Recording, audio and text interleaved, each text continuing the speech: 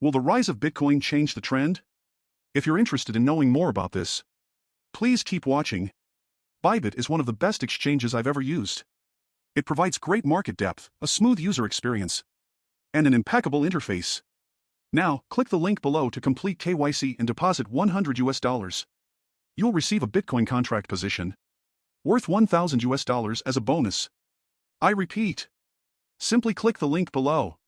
Complete KYC after depositing $100, and you can immediately claim your $1,000 worth of Bitcoin contract position. You can choose to go long or short. And if Bitcoin price moves in your chosen direction by 10%, your funds will have doubled. At this point, you can choose to withdraw your funds. Even if you lose, it's okay. You can still withdraw your entire principal without any loss. Now, let's get back to the Bitcoin market. In fact, something important has happened on the daily chart today. From a technical analysis perspective, it is both crucial and significant. When we turn on the EMA ribbon, you'll notice that this recent bullish trend began as the EMA ribbon turned positive. In other words, it switched to a bullish formation, with short-term moving averages above long-term ones. And it continued to rise and rise, touching this level briefly and then continuing upward. However, you'll notice that even when it dropped here, moving away from the averages, it did not make the EMA bearish. Instead, it started another wave of movements, followed by oscillations. But now, do you know what we see? The original bullish trend has now transformed into a bearish trend. The EMA is now in a bearish formation. And this EMA is very sensitive. As you can see, whenever the price runs below the EMA for a short period, even a very short period, the EMA immediately flips. You can see that this recent bullish trend can now be declared as having come to an end. You can see, starting from here and ending here, very clear signals. Now, let's review the chart. In the past, during the small bull run of 2019, we had a bullish trend as well. You can see that here. The market began transitioning into a bullish trend, and it continued upward, until it eventually transitioned into a bearish trend. There was indeed a tug of war, where the candlesticks alternated between bullish and bearish, back and forth. However, since the appearance of the first bearish formation, we can essentially declare that the previous bullish trend has completely ended. What followed was a phase of narrow-range oscillation, followed by a sharp drop. After the drop, there was more oscillation, followed by further declines. Oscillation, decline. Oscillation, decline. That's the subsequent movement it had. Of course, this bearish trend that followed is challenging for traders, because it consists of oscillations and downward movement. It's not like the preceding wave we experienced, which was a significant trend. The current one has more oscillations. As you can see, back in 2019, we experienced just one cycle, a major bullish wave. From a bullish formation to a bearish one. That cycle ended like that. Unlike the previous major bull market, we had a segment, right? We had a segment here. Then it turned bearish in the middle. And then we had a second segment. Right? We had another segment later on, starting from here and going up. A real major bull run. And then up until here. After the bearish trend ended. Wow, there was a third segment. There are significant differences between the small bull market and this kind of major bull market. This major bull market was segmented into multiple phases. But the small bull market, if we take the previous cycle as an example, it was only one segment. Just this one here. Now, we can already see that it has reached its conclusion. It has ended. Moreover, I would also believe that if we are in a small bull market, the bull market needs to go through a consolidation phase before transitioning into a bullish trend again, and then into a bearish trend. Wow, in that case, time will become tight. Because in April 2024, around mid-April, we will have the halving event. If the price were to embark on another upward cycle, the timing would not align with the current trend. Therefore, the possibility of ending the trend from this point is, in my opinion, very high, extremely high. Next, we can expect oscillations and declines. Oscillations followed by declines, until the beginning of the halving event. Then it will enter a new wave of a larger scale bullish market. And that will be the time to actively engage in various activities, such as spot trading and long contracts.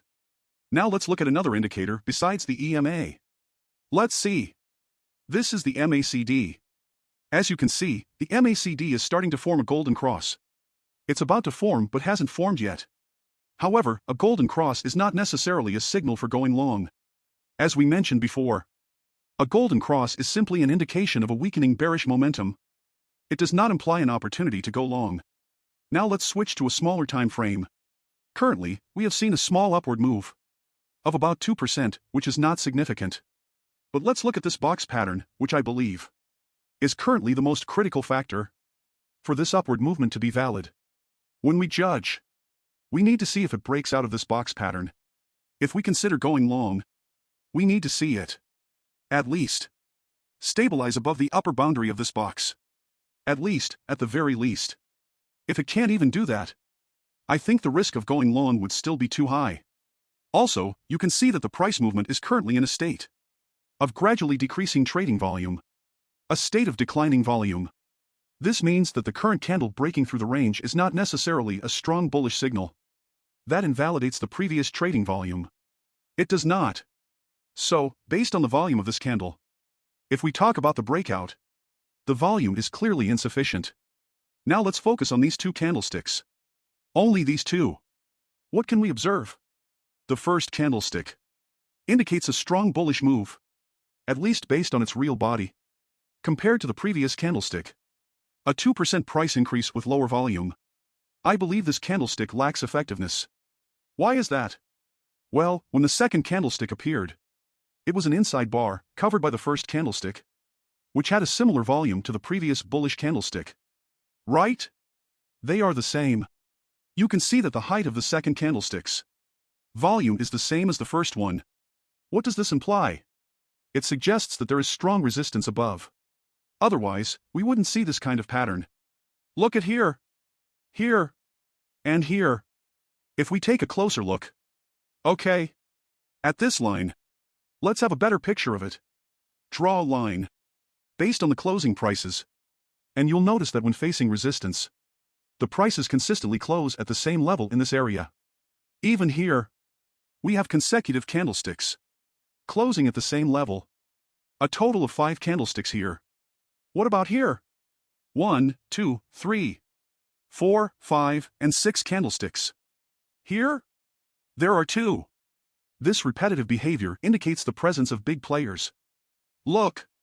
Without their involvement, we wouldn't observe such precise price suppression at this specific level. This is obvious. There are many candlesticks close here. Therefore, I believe the current resistance is still valid, unless the price firmly breaks above it, which would invalidate the price suppression by the big players at the resistance here. Now let's go back to the box pattern we discussed earlier. Let's reevaluate the box pattern we discussed earlier.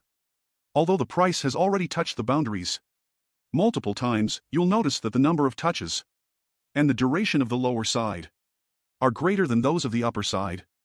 This leads me to believe that the bearish side is slightly stronger.